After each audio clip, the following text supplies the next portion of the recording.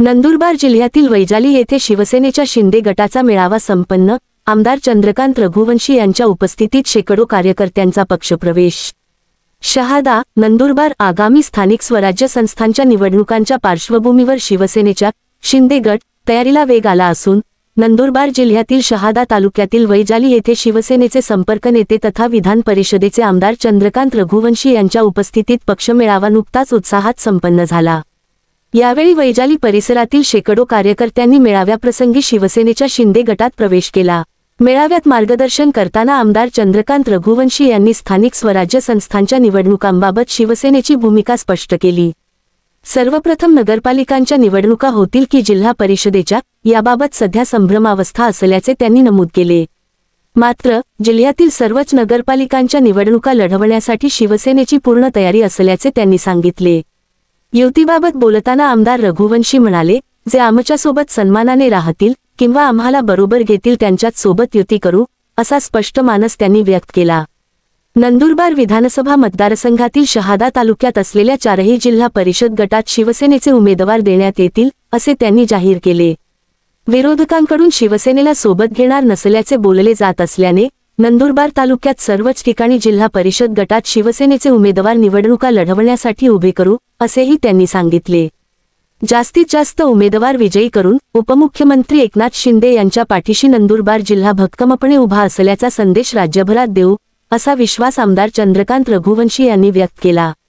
यावेळी शिवसेना जिल्हाप्रमुख advocate Ram Raghuvanshi, उपजिल्हाप्रमुख doctor Rajendra Pendharkar, तालुकाप्रमुख मनलेश Jaiswal यांनी देखील आपले मनोगत व्यक्त केले। वैजाली परिसरातील असंख्य ग्रामस्थांनी शिवसेनेच्या शिंदे गटात पक्षप्रवेश केला। संपर्क प्रमुख आमदार चंद्रकांत रघुवंशी व जिल्हाप्रमुख ॲडव्होकेट राम रघुवंशी यांनी पक्षाचा गमछा देऊन त्यांचे स्वागत केले। याप्रसंगी शिवसेना जिल्हाप्रमुख गणेश पराडके, माजी जिल्हा परिषद अध्यक्ष वकील पाटील, माजी सभापती विक्रमसिंह वळवी, माजी नगरसेवक सुपडू खेडकर, रवींद्र जमादार, शहराध्यक्ष जितेंद्र जमदाडे, युवा सेना जिल्हा उपप्रमुख राजरत्न बिरारे, माजी पंचायत समिती सदस्य सखुबाई शेमळे, युवा सेना शहर प्रमुख सागर चौधरी, रमन नवले, जयसिंग ठाकरे, एकनाथ ठाकरे, लक्ष्मण पवार, वैजालीचे माजी सरपंच पंकज पाटील, श्रीराम पाटील, विनोद पाटील, गणेश पाटील, भीमराव ठाकरे, चंद्रकांत पाटील, सतीश पाटील, रमेश ठाकरे आदी पदाधिकारी व कार्यकर्ते मोठ्या संख्येने उपस्थित होते। मराठी न्यूज नेटवर्क, नरेंद्र गुरव, राजू साळी।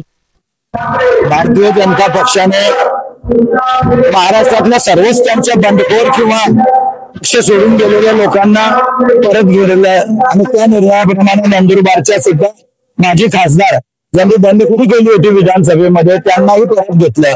तर तो अंतर्गत भारतीय जनता पक्षाचा प्रश्न आहे आणि याच्यापूर्वी जाहीर केलेला आहे की जिथं सन्मानाने भाजपची युती होईल तिथं आम्ही युती करायला तयार आहे। बाकी ज्यांची मस्ती असेल त्यांची मस्ती सुद्धा जिरवायला आम्ही तयार आहे। आमची देवळ दृष्टीने आहे आणि ज्या मतदारसंघामध्ये युती येणार नाही त्या ठिकाणी आमचे स्वतंत्र उमेदवार आयुष्यभर उभे करणार।